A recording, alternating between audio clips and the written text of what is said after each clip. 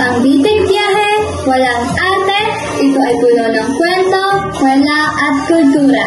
Kami nagpunta sama-sama, di umano, tungo sa lugar ng Kamaynilaan.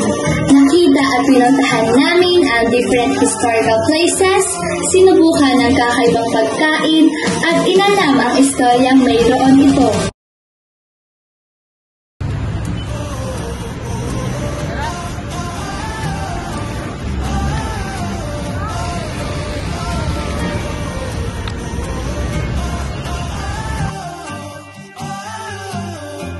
Next stop, ang San Agustin Church.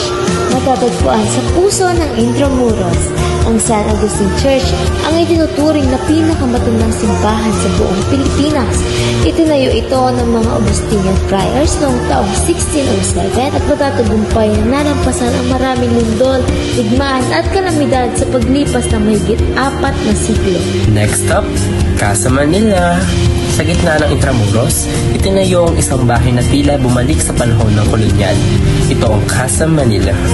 Isa itong bahay museo na itinayo upang ipakita kung paano namuhay ang mayayamang Pilipino noong panahon ng mga Kastila. Ang disenyo nito ay batay sa arkitekturang bahay na bato.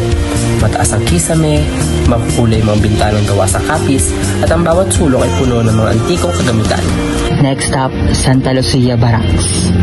Habang patuloy ang aming paglalakbay sa loob ng Intramuros, nadaanan at pinuntahan din namin ang Santa Lucia Barracks. Isa sa mga tahimik ngunit makasaysayang bahagi ng lungsod. Next stop, Manila Cathedral. Habang kami patuloy na umihikot, gamit ng aming pambike, tanaw namin na isang dambuhalang ekstruktura na tunay na nangingibabaw sa puso ng Intramuros. Ang Manila Cathedral, opisyal na kilala bilang Manor Basilica and Metropolitan Cathedral of the Immaculate Conception. Next stop, Manila Bulletin. Habang kami patuloy na nagbibisikleta gamit ang bambike, nadaanan namin ang isang gusaling simple pero may bigat sa kasaysayan, ang Manila Bulletin.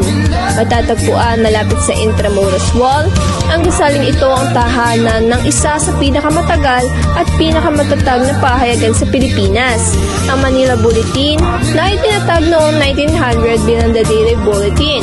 Sa mahigit isang siglo ng operasyon, naging bahagi na ito ng pagtubog ng kaisipan at opinyon ng sambayanang Pilipino. Habang dumadaan kami sa harapan ng gusali, hindi ito kasi engrande ng mga simbahan o tanggulan sa paligid, pero ang kalayaan ng pamamahayag na kinakatawan nito ay kasing halaga ng anumang istruktura sa Intramuros.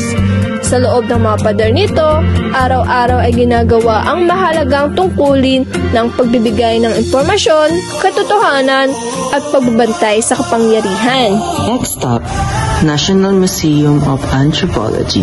Matapos ang masarap na lunch sa SM Manila, naglakad kami papunta sa isa pang makasaysayang destinasyon, ang National Museum of Anthropology. Ang museum na ito ay isang yaman ng kultura at kasaysayan ng Pilipinas. Dito makikita ang mga antigong artepakto, relihiyosong sining at mga katutubong kasuotan na naglalarawan ng buhay ng mga ninuno at mga sinaunang kabiasnan ng bansa. Mula sa mga banga ng mga unang tao hanggang sa mga makukulay na tela at gamit pang arong-arong mga katutubo. Bawat exhibit ay nagsasabi ng isang kwento, isang sulyap sa kasaysayan ng ating lahi.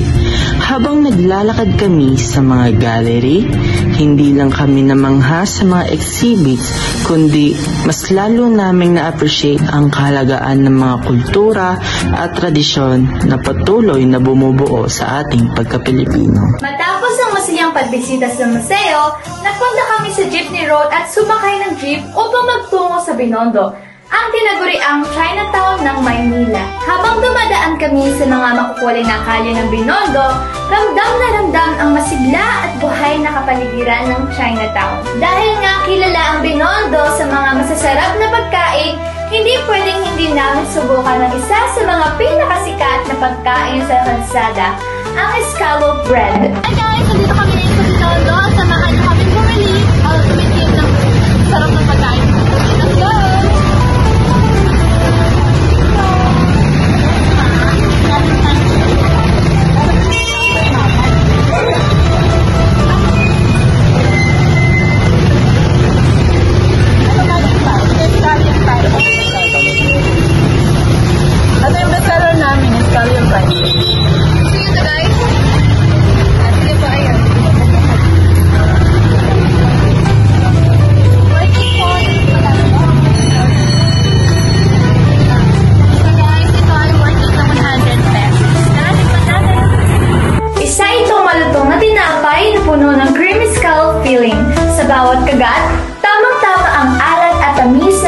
saya sa amin. Pagkatapos magtampisaw sa mga street food, naglakad-lakad kami sa mga makukulay na kalye ng Binondo at kumuha ng mga litrato upang gawing mga souvenir ang mga alaalang ito. Matapos ang halos isang araw ng paglilibot sa Kamaynilaan, tumungo na kami sa bus terminal upang sumakay at umuwi. Sobrang saya at puno ng alaala ang araw na ito.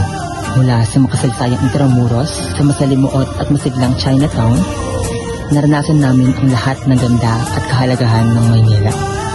Ang mga kalye, mga tao, at mga kultura ng lungsod ay nagbigay sa amin ng bagong pananaw sa mayamang kasaysayan ng ating bayan. Sobrang ganda ng Maynila, isang lugar na patuloy na may buhay, puno ng kasaysayan, at puno ng pagmamahal sa kultura. Talaga namang sulit ang bawat hakbang, bawat sulyak, bawat ngiti na naibahagi sa aming paglalakbay.